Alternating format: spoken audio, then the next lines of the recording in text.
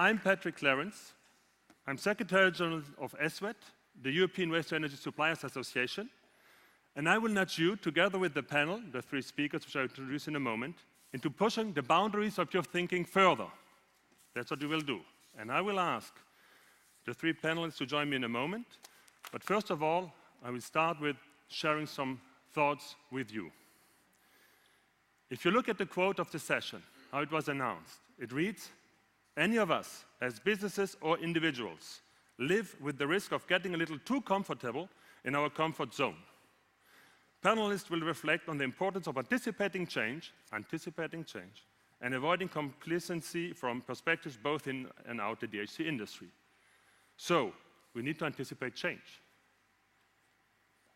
This is something which was tried since ever, and I will give you some examples.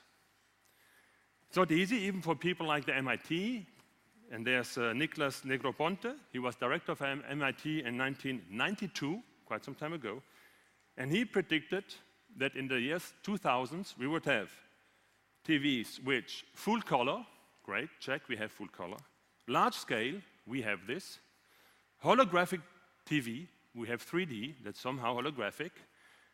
With force feedback and olfactory output, this we don't have yet. But it's not bad. Some predictions generated a lot of money, even if they were maybe not really true. Everybody remembers the very popular millennium bug, the 2000 years, for the ones who worked in the year of 2000. It was the prediction that the word computer would be unable to cope with the double-digit zeros, and that everything would crash. From aviation to computers to everything. Everything would crash in the 1st January 2000 at midnight. At the end, it turned out it was wrong. Things went on like always, maybe some patches here and there. People made a lot of money with this, but this is one of the predictions which didn't turn out neither. And sometimes it's getting really not so nice when you see that Robert Metcalfe, who is the CEO of 3Com and the inventor of the Ethernet, so he knows something about internet and connection, he said in 1995, "I predict the internet will soon go spectacularly supernova, and in 1996 it will catastrophically collapse." It didn't work out. In 1999, he was addressing the 6th WWW Congress, and he realized how silly it was, and he literally took the column, put it in a blender, and drank and ate his words. So I will not try to do this. We'll not try to do this to predict the future. But we all need to look at the bigger trends in society. And we need to analyze them carefully. Not a fast thinking, but a deep, slow thinking, how it works. And some of the points are human capabilities will increase. Mankind will be able to do more. We see the healthcare evolution, the genome editing. DNAs can be tailored to need. So you can remove the sickness, the wrong genes, but you can also tailor-make your progenitor if you want. The ICT evolution, we see this happening in all parts of society. Connected living, we all have a phone, all connected living, we're measured more and more. Remote medicine, robots supporting the elderly, but also robots replacing low-skilled work. And this brings up the question, will we have a minimum revenue guaranteed for everyone, even without working? Because robots will do the work. The population growth and all the challenges related to this. We will have more people bringing more bright ideas, a pool of intelligent people, but we will have to feed them and to take care of their waste and their impact. So this is also happening. Climate change, it's changing. Besides trying to combat it, we need to adapt to it. How will we do this? And we see one of the last years really showed was that more and more people accept information without checking them. Post-truth. Consumer getting social media feeds without verifying them. So again, we will follow the instincts then, instead of checking facts and making a slower thinking. What's the way forward? So basically, maybe it's not as it seems, and that's what we need to do today. Sheikh Zaki Yamani, I couldn't remember his name, he was Saudi oil minister, and he said, the Stone Age didn't stop because of lack of stones. And the oil age, he predicted, will not stop because of lack of oil. So we are changing in the energy sector to something completely new, and we see it coming. We see new generation, mainly by renewable sources, CO2 emission going down. Photovoltaics everywhere. We see them printed on the tissues. We see them on the roofs. We see them everywhere coming up. So electricity will be available, abundant, and free. But if this is happening, what does it mean for us? What will happen to large district heating networks? Will the heat then still be generated centralized or decentralized with all the PV with electricity, since electricity has no value anymore? Will it be possible to still pay for fuel to heat the district heating networks, or will we go, and that's our sector, take the waste where you get paid for, so at least you don't need to pay the fuel? So, what we would like to do today is for you to reduce your fast thinking, your instincts, saying Apple makes very nice gimmicks, so I will buy some Apple shares. But think behind the scenes, is the share of Apple underevaluated? If yes, I will buy Apple shares. So you need to make your right decisions by analyzing the facts and looking at the trends for you, your company, your family. And together with the 3 others, we'll try to nudge in this direction. So I'm Patrick Clarence, and we will help you to get this direction. And I will ask to join me on the scene here now. First, we will have Jan Hauge. Jan, please. Applause. He's managing director of Stavanger Forum since 2015. And prior to this, he was chairman of the board of, I cannot pronounce this, of Ungt Entrepreneurskap, a junior achievement young enterprise, and CEO of Årbake Innovations AS. Was it Årbake? Perfect. Thank you. He has been also director at the National Opera and Ballet.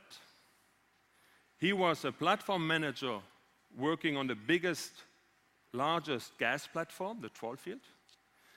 And he holds a master's degrees in administration by the Norwegian Business School and 2 bachelors in process and civil engineering. So he did a lot of things.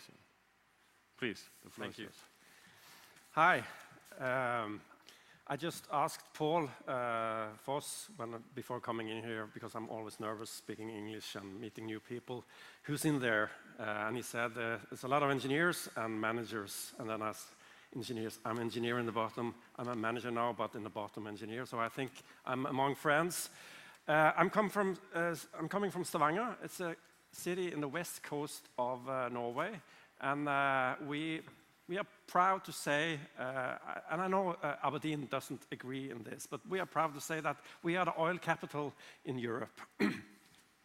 So for years and years, and I myself worked 20 years in Statoil in the oil and gas business.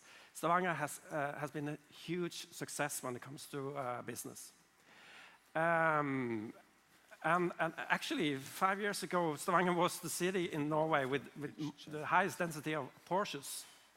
So, but something happened just a couple of years ago.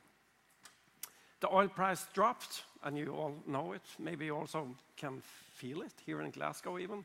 But I guess they can feel the tension in Aberdeen and also in Stavanger, because suddenly it all stopped. And the typical reaction, because there was no toolbox, what to do now, because there's been success for 20 years. So the typical reaction was apathy. Or like this fellow here, just to put your head in the sand and hopefully it will pass by, because it has been passing by earlier. But we are still in a crisis.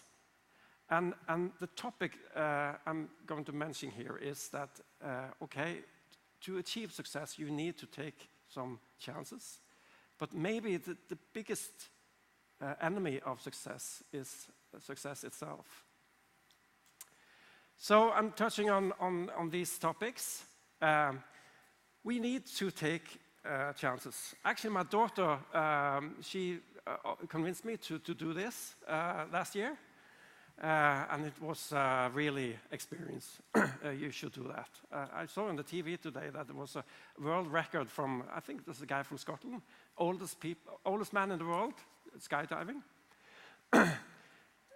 Back to one of my earlier jobs. it was on the Troll field. The Troll field was actually discovered in 1979. And it was the largest offshore gas field in the world.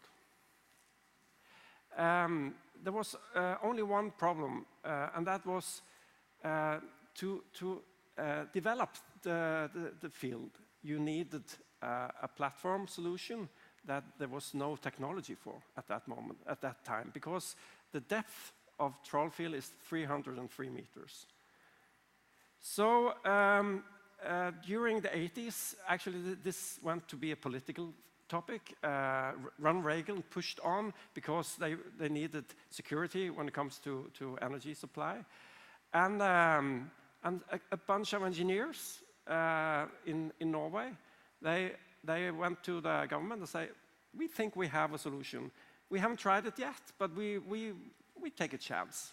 Let's build something that we actually think can develop this field. And the politicians was quite bold. They said, yes, let's do it. But before they developed this technology, they sold the gas to Europe. And this is 10% of the Europe's gas, folks. 10% of and they sold it before they had this technology. So they had to develop this monster. And what you see here is only half of the platform. It's as deep as you see over it. It's, from the bottom to the top, it's 478 meters. And it's out there producing, and it's been producing since 1996, and it will produce probably the next 30, 40 years. So they took a chance, and here's the gas to Europe, and I guess the chiefs was quite fan of this size. And then to another story. When I was working on this platform, I started there in 2005, and I had this first tour on board. And here in one of the legs is actually empty, so you can take an elevator down. The elevator takes 9 minutes to get down, and you come down to the seabed. And when I got out there, it's coming out like in this room here. It's circular, and it's 100 meters up to the next floor. And I'm a pianist, and I thought, here, we should have a concert here. But obviously, it was impossible because you could only have 10 people there. But the feeling of, or the vision of having a concert down there for the platform workers, for the Statoil workers, was so strong that we started developing the idea. And this is a speak of itself, but after spending a year of crushing risks and make compensating actions of those risks, and having a lot of enthusiasm in Statoil, we actually managed to have this concert. And what you see to the right here is the picture up in the shaft. And it also became the deepest concert in the world. Cool? It was really fun. Okay, so it's all about change. The world is changing, and I really like this because this kind of illustrates what's going on. The only thing that is constant is change. There's a wise man said that long before Christ. And we are now in the middle of a digital transformation or revolution. I just heard one man say that the digital revolution is 10 times faster than the industrial revolution. And it also covers 100 times larger area. So the impact, the power and impact of this revolution is maybe 1,000 times bigger than the industrial revolution. So it's really fast, it happens around us. So we have to change. And here it is, because now there's a lot of companies in Stavanger, among you in Glasgow, in all over the world, that's having success as we speak. And they maybe had the path on the right here, but eventually the path is quite linear. You have success, and what happens then? And here's Andrew Grove, the former CEO of Intel, and he says that actually success breeds complacency. And complacency breeds failure, and only paranoid survive. Complacency is a beautiful word. We don't have it in Norwegian. So every time I have to explain it in Norwegian, I use 3, 4, 5 words. But this is one of the definitions, a feeling of quiet pleasure or security, often while unaware of some potential danger, defect, or the like, self-satisfaction or smug satisfaction with an existing situation or condition. And how does it look like? Yeah, sure, fine, whatever. This is Stavanger today. It will pass by. Might look like this, but it also might look like this. And this is a quite serious story, because in Oslo, the street is in Oslo. This street is just beside the government building. And in 2004, the government was given a report that there was a too high risk of terror attack outside the government. And what happened then? They read the report, but nothing happened. They discussed it for 7 years. 2004, and they were still discussing it in 2011. And this happened. There was a terror attack. And you heard about it, 2nd July in 2011, there was a huge terror attack, both outside the government building, but also on an island where in total 77 people died that day. But the point is, why didn't this street shut down after this report telling it was a high risk? No one was afraid. No one was feeling this is. I can read this is high risk, but they didn't feel it. This is a business story. You heard about it, but what a lot of people haven't heard about is that Steven Sasson was working in Kodak, and he invented the digital camera. So this company died because of complacency. They invented the digital camera, but they didn't see that the change was going to go from film to digital. So they died. In 1962, there was 75,000 people working in that company. It was established in the 18th century. And then to a story. To the right here is my daughter. She's Pia. And sorry for my voice. When I was working in the National Opera and Ballet, we had this management meeting, and my boss, the CEO, told that Universal had come with a request that Justin Bieber was going to play on the roof on the opera building in Norway. We have the opera building has a roof where you can actually walk on. And it was supposed to be a surprise concert. Justin Bieber surprise concert, two mistakes. And we discussed it, and the opera manager said, who's Justin Bieber? And the ballet manager said, who's Justin Bieber? And they was not at all interested. But at that time, I was living in Oslo, and Pia had all the walls in the second floor of the house we lived was posters of Justin Bieber. And one thing I was sure of, if I didn't convince the management team to say yes to Justin Bieber, she would find another father. So this was powerful. This was really powerful.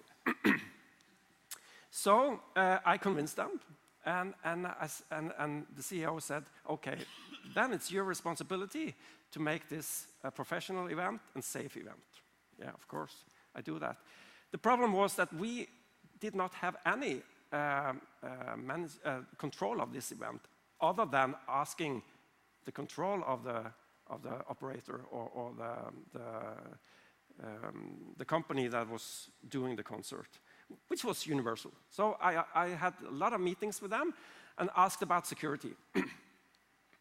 And they was quite arrogant and say, you don't have to ask all these questions. We follow this guy all over the world. We know what's the security. Okay, and I start asking, yeah, we are by the sea. Have you fences all around the neighborhoods? Because my daughter will jump in the sea and swim if she don't have the ticket. And again, arrogant answers. And I talked to the police. Yeah, and they said, we will come. No problem. So here's what happened. Oslo, Norway, a city that has survived the Black Death, Nazi invasions, and incredibly boring Nobel Peace Prize ceremonies. But yesterday, it was almost destroyed by one man, and one man alone. Are you guys ready for Justin Bieber? Yes, Hans Bieberman! Here's how ridiculous Norway is. Some 13-year-old girls almost took over the country. Justin Bieber fans. And it was a war zone as an army of teenage girls and this one guy ravaged the city from land and from sea, leaving nothing but destruction in its wake. Thousands of girls swarmed downtown Oslo. Tens of thousands. And the police weren't ready for it. What kind of security does this country have? They harbor the Jews. Well, it was a nice thing. Yeah, thanks, Norway! And it went to be a nice thing, but actually that day, tens of young people could have died because a lot of the fences broke down. There was 5,000 people there before it was announced, this concert. People traveling from all parts of Norway, kids, 13 years old, traveling alone from all cities in a school day. And the concert wasn't announced. So there was 5,000 people within this area before the first guards arrived, and no police. In a way, it's fun, but in another way, it was really, really dangerous. So happily, just a few people get minor injuries, but it could really have been, and that was complacency.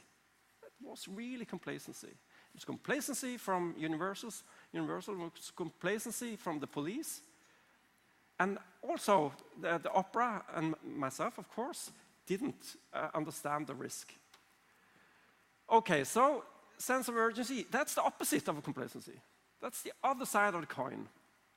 And there's a wonderful book of John Cotter called The Sense of Urgency. You should read it, it's really good. And it's about acting, and acting now, not later. So how does it look? And here's the strange thing, because you can feel the sense of urgency. You can feel the sense that this is dangerous, but it's not always the correct feeling, because the feeling is developed for thousands and millions of years. And some of the risks we have among us now is quite new. So the mountain on the left here is 600 meters. It's called Pulpit Rock. It's not far from Stavanger. It's a nature icon that we have. There's more than 100,000 tourists going up there every year. And never ever, we had an accident up there. And I have been thinking, if Statoil, my former company, if they own this mountain, they for sure would put a fence 3, 4, 5 meters tall around this, because to stop any accident. But people feel, when I can assure you, if you go up there, you can feel this is dangerous. And then you act like it. To the right down here, actually, 150 people get killed by coconuts in their head, sitting out under those trees. only 6 get killed by sharks a year. But you understand where the feeling of danger is coming. So this is quite difficult. Well, obvious thing to do as a sense of urgency is put on a helmet if you do it the right way. But also there's some dysfunctional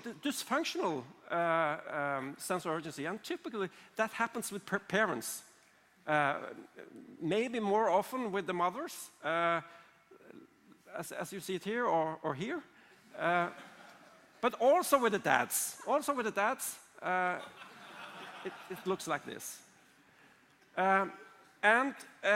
So sense of urgency is a very, very important thing, but it's difficult. It's really difficult to understand what risks are real, what risks are big, what risks are not risk at all.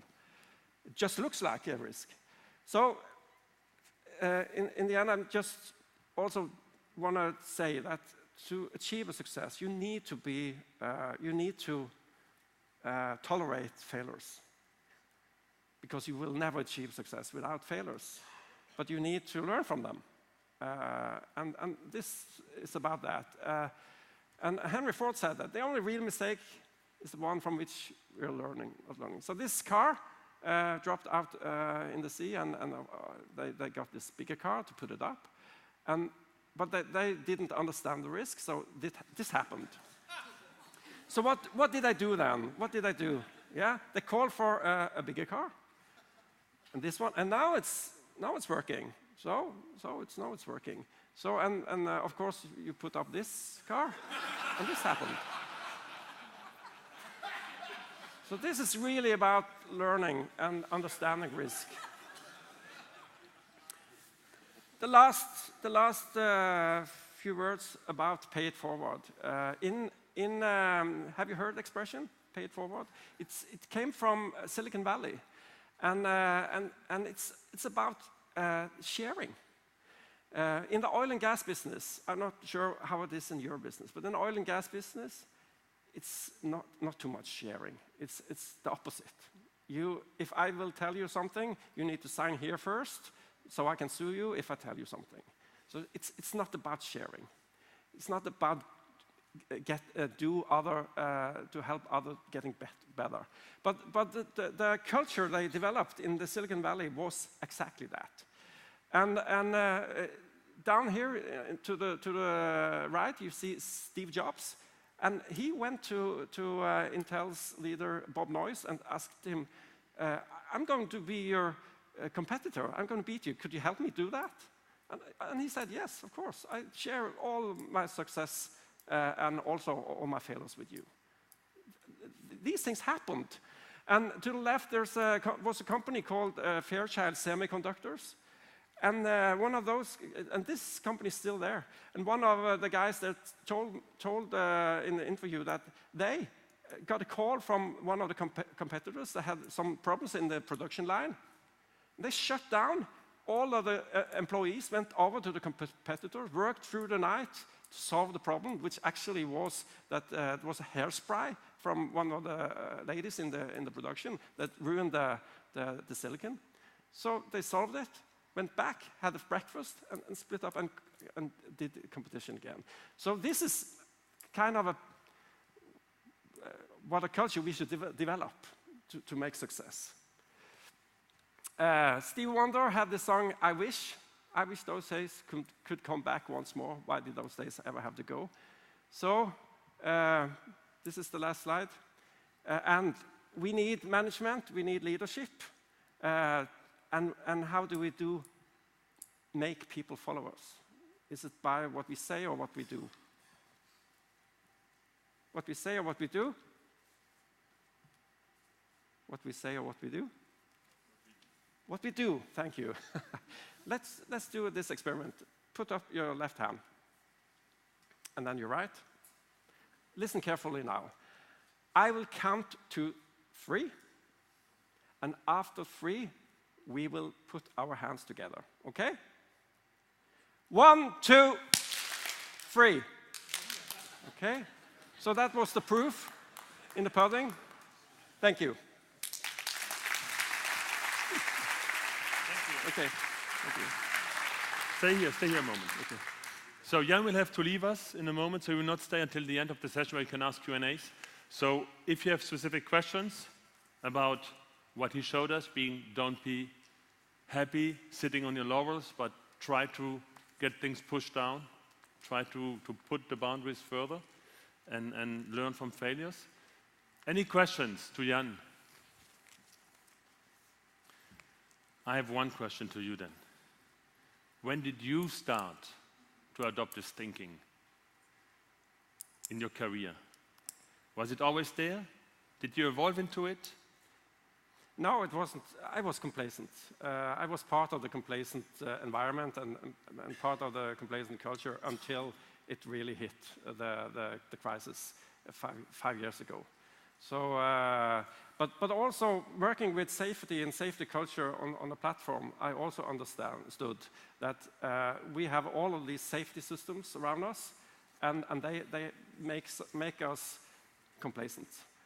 We lose the sight of the risk. So both those situations.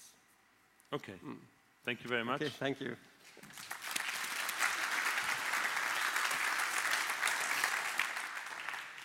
So the next speaker will be Stephen Church. Stephen, he's a partner at Energy Market Leader at Ernst & Young or E&Y since 2009. And in his current position, amongst others, he's responsible for business transformation and operational excellence programs in the water sector, large ERP implementation in oilfield services, and the IT portfolio management in the nuclear sector. So quite a lot of things. Prior to E&Y, Steve worked as director in Deloitte from 2006 to 2009 and associate partner at IBM from 2002 to 2006. And he holds a bachelor in computer science from the University of Strathclyde.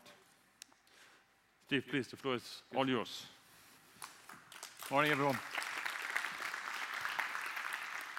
So I'm going to, actually, the thing that is driving an awful lot of what I'm about to share is more of the pace of change.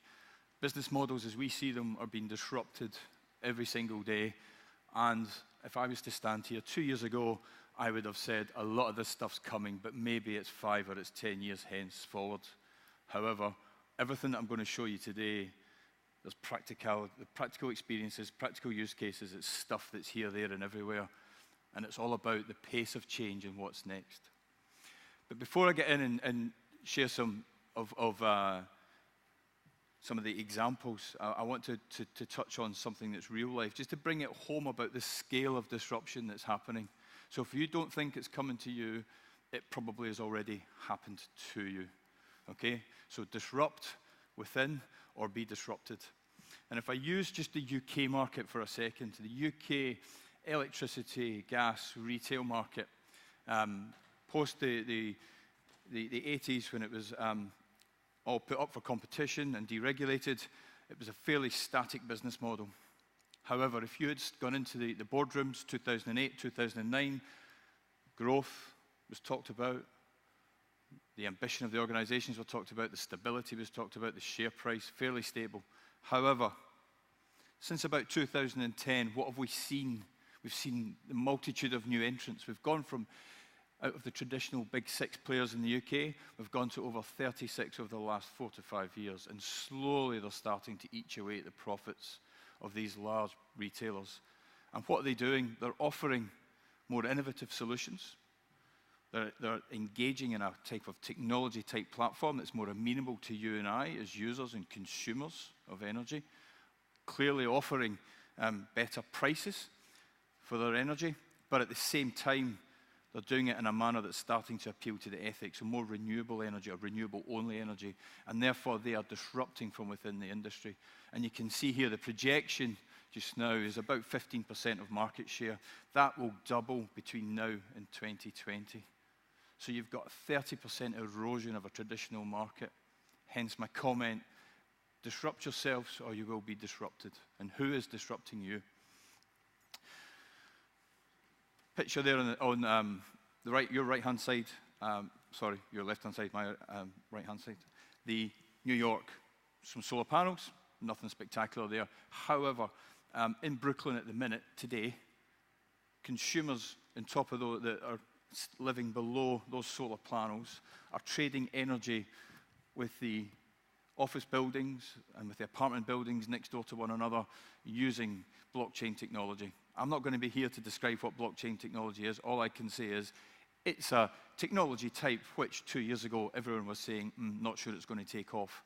It is now enabling people like you and I to buy, sell, trade energy on a minute-by-minute, hour-by-hour, day-by-day basis in Brooklyn today. And yes, it's contained within a community, but that will spread. Other renewable energies we've seen start to proliferate to become the norm as we start to talk about distributed generation and what is demand-side response meaning. So it's starting to disrupt the traditional generate, transmit, and consume models of traditional industry. But what is driving these trends? Well, I mean, today in the world, you're more likely to have one of these things than you are to have access to a toilet. We've not started. If you think the proliferation of these devices have reached the max, how else, where else, what else do I need? Actually, we've barely started. We've barely touched on it.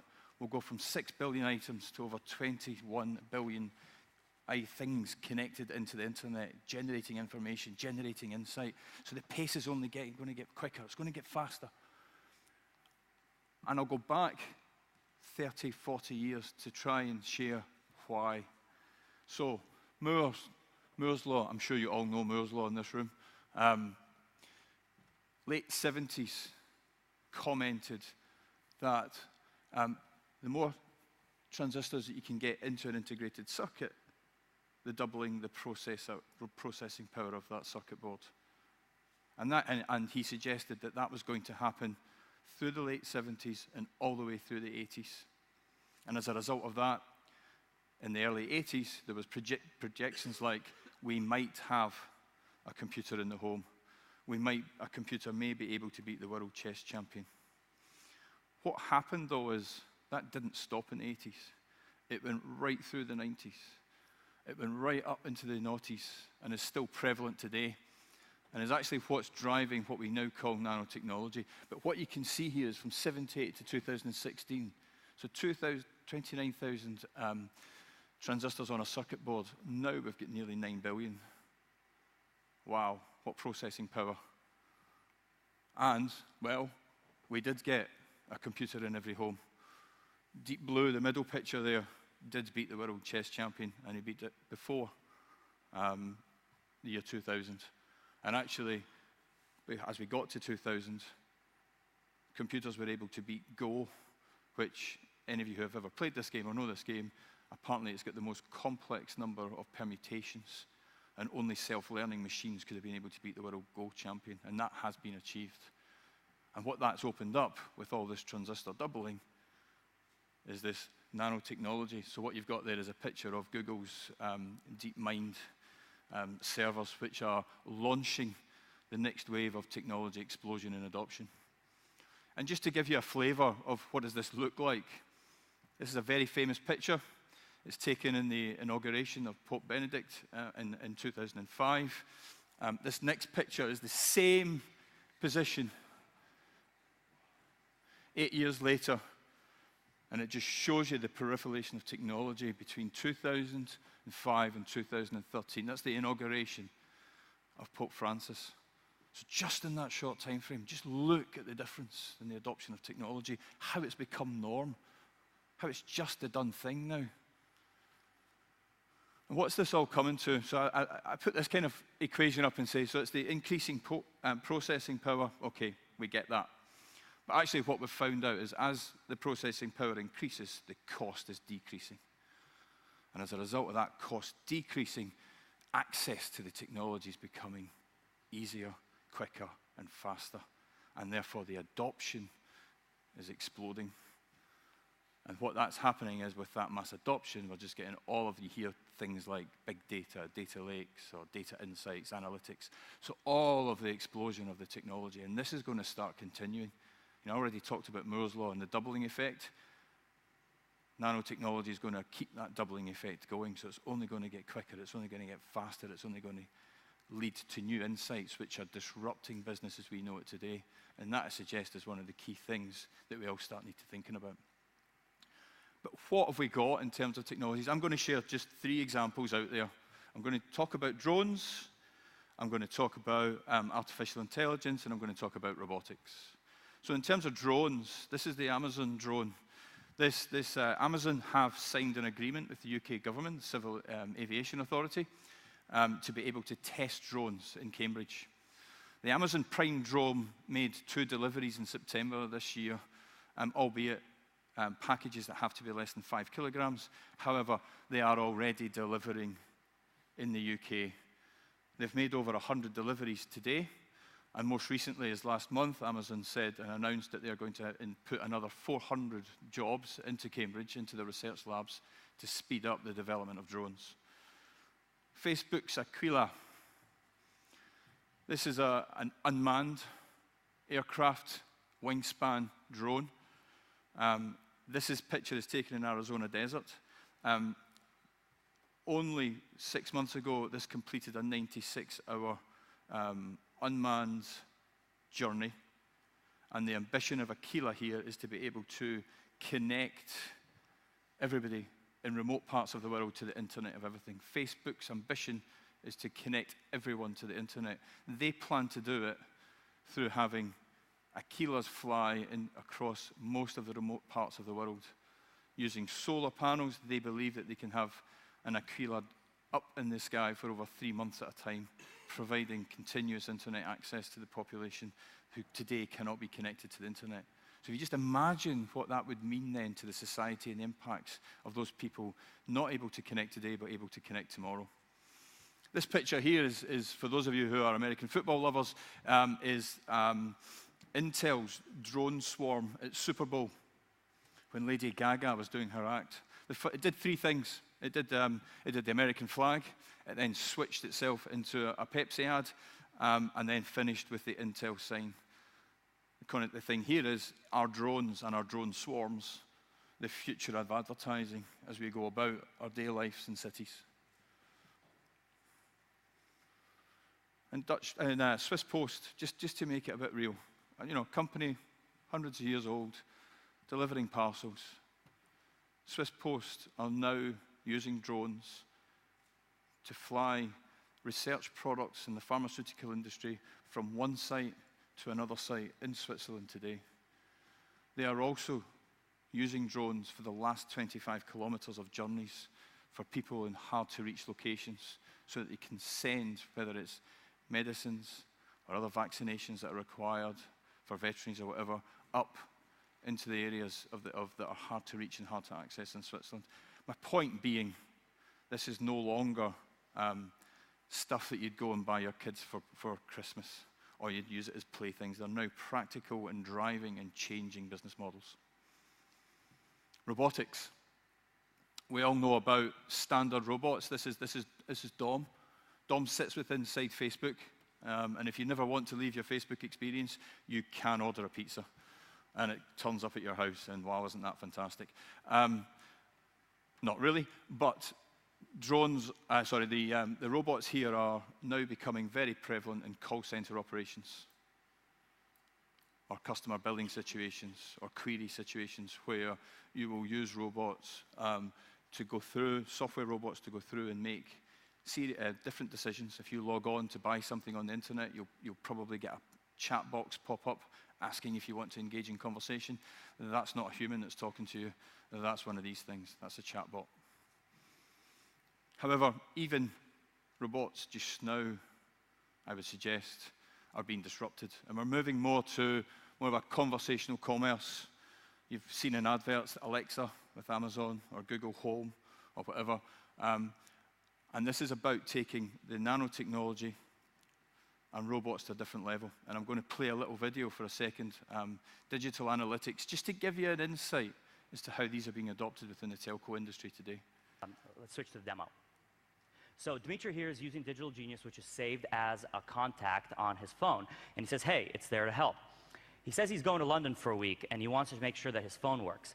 He doesn't say things like activate global roaming or am I eligible. The system's intelligent enough to understand that that's what he's looking for. With travel, his intention is to make sure his phone works. So he says, go for it. It's not a yes or a no. It's actually a natural way to say that command. The system understands this and activates his roaming. He can go a bit further and have some fun with it and say, will it burn a hole in my pocket? Which is not a typical way of saying, is roaming expensive? The system will understand this phrasing and provide the response. But more so, it'll provide the response relative to the roaming, because you can ask pricing questions about many things, but it understands because it's carrying the conversation through a context. And it's telling him that it's $24.99, which... Okay, it just gives you, it's just a flavor of how robots are now interacting and being predictive in engaging with us as humans. And it's showing you how computers are now beginning to adopt different ways of engaging, different ways of working. That's a whole conversational commerce is the next big thing when it comes to apps. AI and analytics, very quickly. Mohamed El Nani plays for Arsenal. Question, is Arsenal a football team or is Arsenal a data organization? All of the recruitment for El Nani was done via analytics. What's the marketing exposure to Egypt? How has he performed in every game that he's played in Basel where he was playing before he came to Arsenal? And now, more importantly, Arsenal have got microchips inserted into the soles of all the football players because they've used analytics that say players don't fatigue when they show physical signs of it. As they are fatiguing, the foot drops when they run. So they're now using technologies that start to predict when the players are about to get fatigued when they play football, potentially in the future, if it becomes allowed, for the manager to make an intervention and substitute the player. But what they are doing is profiling the true fitness of the players to be able to understand when is it most appropriate to substitute the player during a game.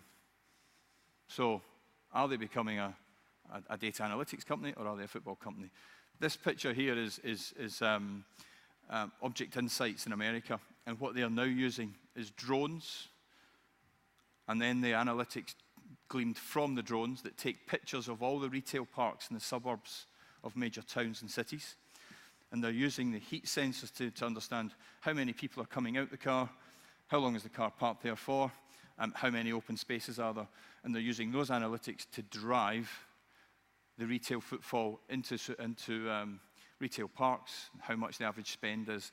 Far more predictable than waiting 2 or 3 weeks for the actual data to emerge. And Wall Street is now being able to use this data to make far more instructive insights on the value of organizations using this data than it is than waiting for the actuals to come back from all of the organizations.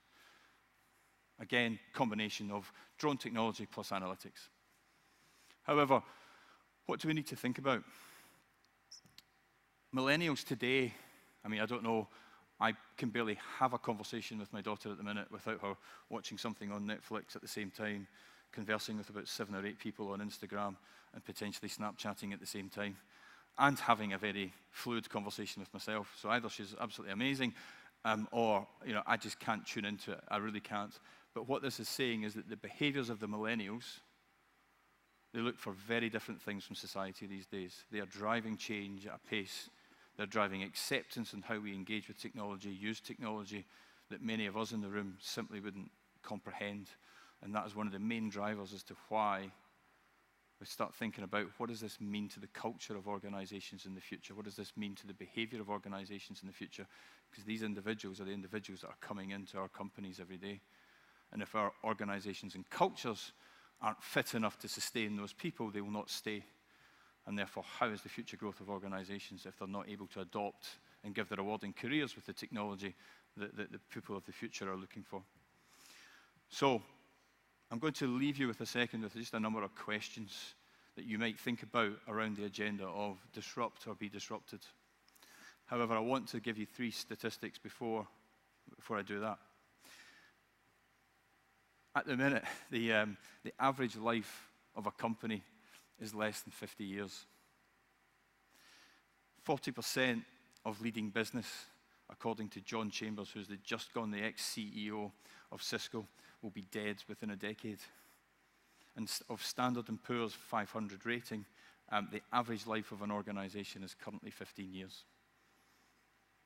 So I'll leave those thoughts with you and think about, if you're serving customers or if you're trying to win in the market that you're dominating, if you aren't, you should be asking these kind of questions when it comes to thinking about the future, thinking about the technology, the digital, the innovation, and the disruption agenda. And I'll leave the question again as, how will you disrupt yourselves? Because if you aren't, I can guarantee you that someone, somewhere, somehow, is thinking about disrupting your organization. Thank you.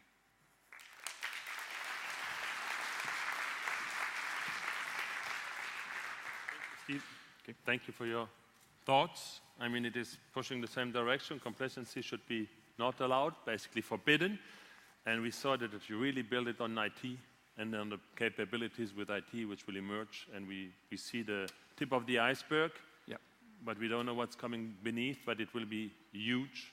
Yes. And Yeah. we will go there. Absolutely. I mean, I think it's more technology isn't the answer here. All we're saying is that technology is providing insight and access to things that will help change business models. Yeah. We will have now Paul with us, and then I would ask you both to come back for a small chat between us. Okay. And obviously with the audience. So, Paul, please join me. I suppose you all know Paul.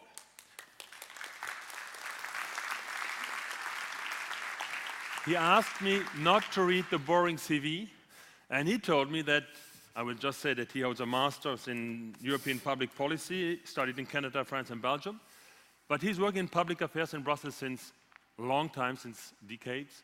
He's doesn't seem old, but he is. He knows how to drive policy forward, and he knows how to motivate people and to run a team. So that's what is Paul, and you will now give us some important moments and how to deal with them. Please, the floor is all yours. Thank you. You know, I was going to start by saying how nice it is to see all these familiar faces and what a nice venue. So I have to come up with something else. Truth is, I really didn't want to talk this morning. One of the problems with a job like mine is you get really, really sick of the sound of your own voice. So I set out to find somebody else to do this job, and I was determined not to be up here this morning. And I came up with this idea. We need to talk about how to make success of difficult situations. I thought, it's perfect. We'll get someone to come and talk about how they're making a success of Brexit. Good morning, everyone. I'm up here. I'm not going to talk about Brexit. I'm going to talk about, what did I call this? Defining moments. So these big moments in our careers, in our lives, which don't always last a moment. It can be a question of dealing with something over days or weeks or years. The point is, big things happen, and we make choices, and we deal with the consequences. I came up with these words, challenge. It's the kind of 21st century way of saying problem, right? And it has the advantage of beginning with a C, like the next word, choices that we make. The way that we decide to react to things, the way that we try and solve our problems, the decision we make, and the consequences that come with those decisions, for better or for worse. 3 very short stories, 2 old stories, and one that hasn't really happened yet. Bit of family history. This is a book I just finished reading. And this is one of the chapters, The World of Albert Voss.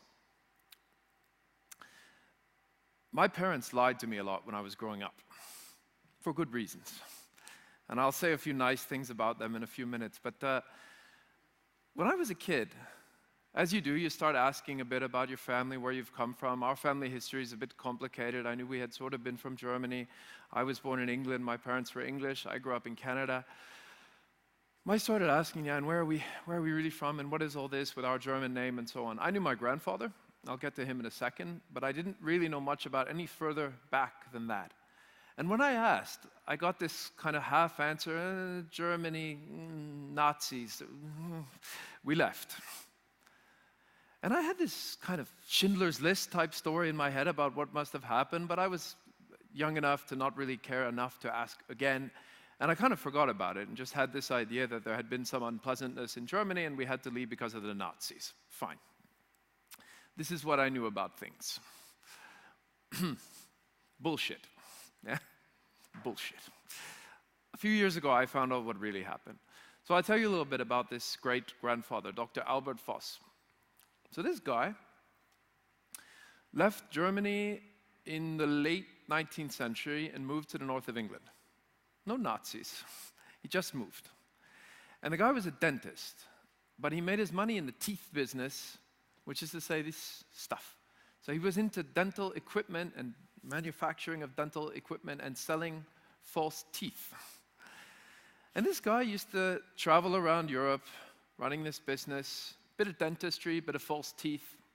Fine. As far as I can understand things, things were going sort of okay for him. But he was a bit of a character. He's one of these people who was always getting rich and losing it and getting rich and losing it. I don't know why he couldn't just relax. He was also somebody who spent a lot of time gambling, a lot of time drinking, and had way too many girlfriends for his wife's taste. Colorful. So at a certain point, he got himself in trouble. He got rich and lost his money again one too many times. And I think he couldn't figure out how to get the money back. And suddenly he had a problem, a challenge, right? A problem, a big problem, as I understand things. So in 1933, this guy gets on an airplane in Brussels. He's flying to London. He's been doing some business. I gather it hasn't gone very well. He gets on this airplane, nice airplane. City of Liverpool, Spirit of Liverpool, I can't remember. Very modern thing at the time, very nice airplane. 20 or so other people on board. 3 hours later, looks like this. Now, I found out fairly recently about this story. I thought this guy died a quiet life in the north of England somewhere. This guy gets himself into financial trouble, and he panics. And for reasons I cannot explain or understand, it appears that Albert set this airplane on fire. And he jumped out of it without a parachute, which isn't ideal. He died. And what's far worse, he killed everybody else. For some money that he once had and didn't have anymore. I heard this story fairly recently. I have understood that it caused my father and his father tremendous shame. And this is why they didn't want to talk to me about it. It was a disaster for the family, and it took them, I think, decades to recover from it. To me, it's a colorful piece of history and a sad story, but I can't say I feel any particular emotions about it. Now, I found this out. I called my sister. Have you heard about this? Did you know this? And of course, she didn't know this, so I told her about it. Her reaction was to say, my God, these poor people, we should find out about the other families of the people who were killed. Maybe there's something we can do. Maybe we owe them something. We have to do something about this. You learn a lot about people in these situations. That was the reaction of my sister. I called my older brother, told him the same story. You know what he said to me?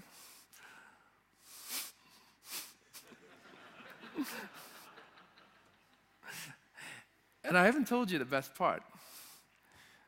The reason he asked that is the question I left out. It's not false teeth money. Albert, seeing that the teeth business wasn't working out for one reason or another, picks up a second line of activity and starts operating a pretty serious international drug smuggling business. I'm not kidding. So I've got this Schindler's List story in my head, and he's doing Scarface. All for some money, which he had and didn't have anymore. Good. Let's move on from Albert. Albert had a son, Hugo. Wonderful name, Hugo Voss. Now, this is my grandfather, and Hugo I knew. So he was also born in Germany, but came to England with his father. Led a quiet life, was a dentist, only a dentist, a real dentist. And as far as I can see, a perfectly respectable citizen, and from what I remember of my childhood, a nice guy. Now, Hugo died in bed, as one should, an old man. And he had 3 sons and a daughter. And that's one of his sons, the older one, the big one. That's my dad. See, that's my older brother that he's holding. He's much, much less cute, no? So my dad was the definition of a man living in his comfort zone. You see him there, a happy guy, work that he loved as a scientist, beautiful garden he could sit in, wonderful kids.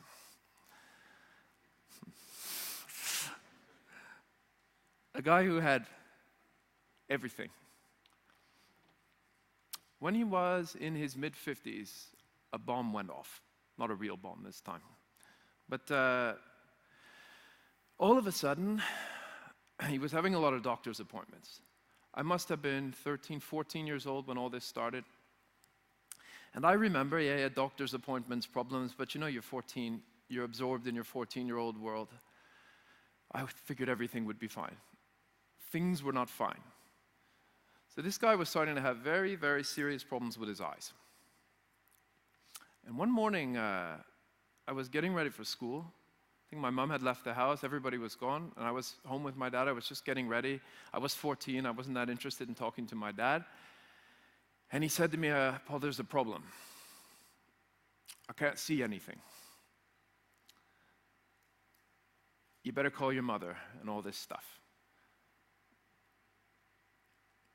It was about an hour where I was home alone with him. And over those 60 minutes, I watched him go blind. I started to get stressed, you know. Finally, I noticed this was more than just some little medical thing. It was really a problem. And I will never forget the experience of watching this happen. You know, I think about how I would feel in his shoes. All he could do was worry about me, how I was feeling, if I was a bit nervous, if I was a bit stressed. That's what I wanted.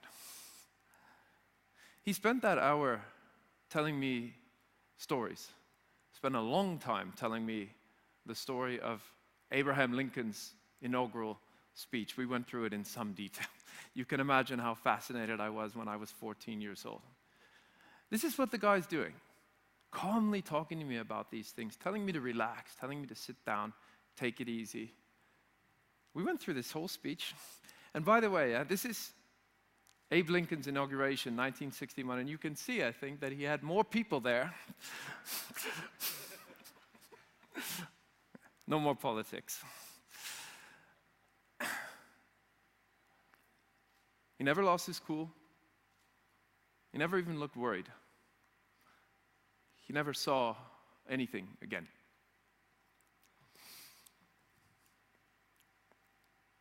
But I saw him. I saw him immediately pick himself up and build a new life. I watched him climb mountains. I watched him learn to read Shakespeare with his fingers.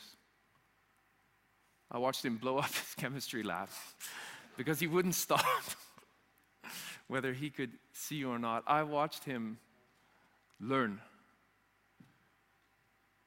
to live a new life under circumstances which I'm sure a lot of us would find maybe a bit too much. You know, I got stung by a bee last summer. I freaked out. I went on and on and on about it. I watched this guy live a new life, and for years afterwards, he talked to me about how he was glad it happened. And I think he meant it. About how much he learned from it, about how much he learned about his own abilities, about the abilities of a human being to adapt, to evolve, to adjust, and to be better. under circumstances which, yeah, might easily seem a little bit too much. And it's one of the greatest lessons that I've had the chance to learn in my short life. Now, why am I telling you all these stories about my parents and things? I do have a point, I promise. And we're getting towards the end of the session, and this story can be awfully brief because it hasn't been written yet. Now, we might have 100 years of history in this business, but I promise you, we are just starting. And if we go back to these C words, the challenge is easy. Now, it's my job to try and make good things happen for this industry. It's our job as an organization to create a nice environment for you and also somehow to try and make you feel good about things. But I can tell you, we are not without challenges.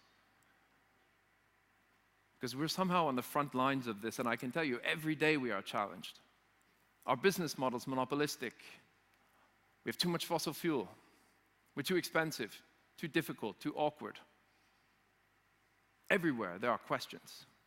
Everywhere there are problems, and everywhere there are reasons why this industry should kind of die a slow death over the next years as we transition to a new type of energy system.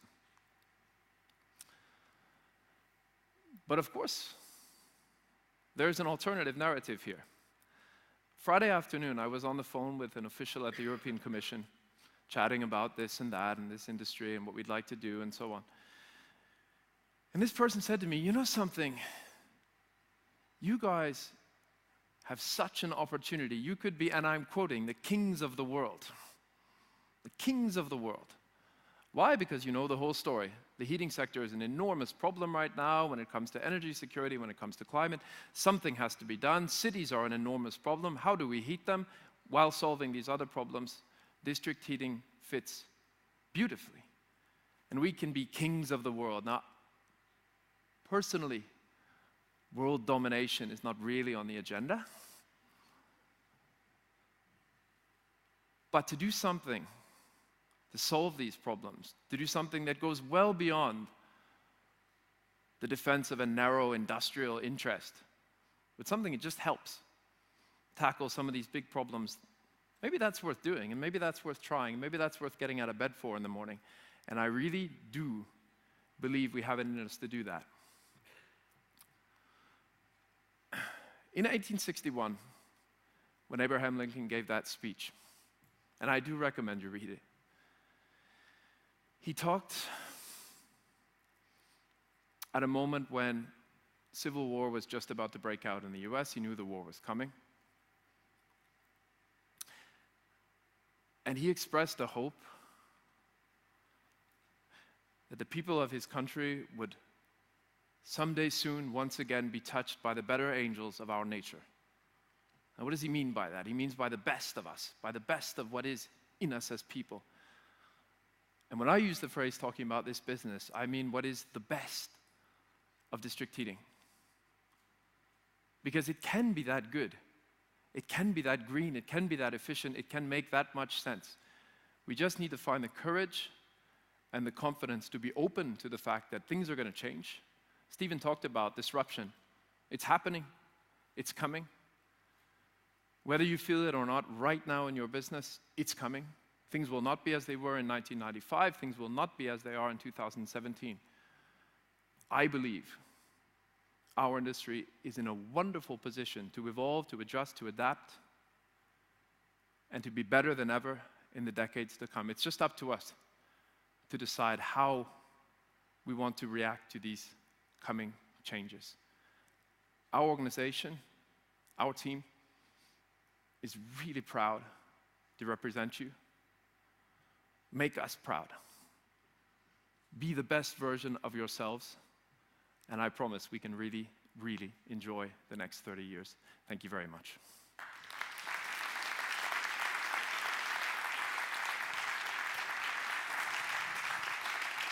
Thank you, Paul. Thank you for sharing your thoughts with us. Stay with us. Stephen, come with me. So, we are already over time. We're already running late, but I think the content is worth to run late. We have now seen that we will evolve, we will move on. We have IT and everything which is possible with IT. who will manage to get us further. Do we have questions from the audience? Don't you even see really the audience with this screen?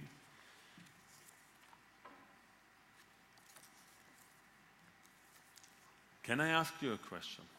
How do you see that we move on by combining our sector and using IT? Will we have all sensors in our feet to track it? Will we have the demand and the supply being interlinked? Where are we going? Will we have heat storages in every house? I think that's a complex question to answer in a couple of minutes, but I think what the trends that we're certainly seeing is the move certainly to the consumer of energy. And what you're starting to see in literature or web charts or anything is something about the prosumer. And that's all about the prosumer being someone who is, I guess, both consuming and trading in energy. And that's because technology is allowing them to participate in various networks as required, whether that's a community of households or whether it's an amalgamation of local business plus households or whether it's district level. Certainly what is happening is the role of a consumer of energy is completely changing 180 degrees. And as a result of that, the industry will have to change and adopt to it. And where the injection of the pace is happening at the minute is today it's a technology pace that's driving that agenda change and hence the opportunity. So you have to incorporate the consumer, the prosumer, and if you don't do this, you will not be able to continue with your business model, basically. Well, you've got to really question what is your business model in the future. What is it you want it to be? Well, 2 years ago, I probably would have said, oh, I think that's something for the electricity sector or something. I'm not too sure. Just the last months, I can't walk around a corner right now without somebody in this industry talking to me about digitalization of district heating. So it's coming, it's popping up everywhere, and we've got a session on it tomorrow. That's not something we would have done a couple of years ago. And I think it's more than just wanting to deal with something that's fashionable or trendy. It seems that it helps us run our business better and serve our clients better. So it's not going away. Can I try to have you participating? If you don't have a question, I would like you to use your arms and raise your hands. So we have suppliers, we have operators, we have consultants, we have our whole sector represented here. Who is now already looking into technologies away or applying IT in order to link to the customer? Who is doing this? Can I have your hands up? Who's already today engaging with the customer, with sensors and so on? Please get them up. How much is this? Guys, how much is this? A third of the room? Half of the room? Roughly? 20%, 20%? Yeah. Thank you very much. So we see that it's already taking place. Absolutely. It's starting, but we don't know where it will end. The journey just starts. So with these words, thank you for coming on this journey with us. I hope you have a great Congress and a lot of insights and a lot of ideas when you go home. Think the unthinkable, push the boundaries further, and try to think slowly by analyzing the topics and not fast by being emotional. Thank you very much, and now we'll go for lunch and meet afterwards again.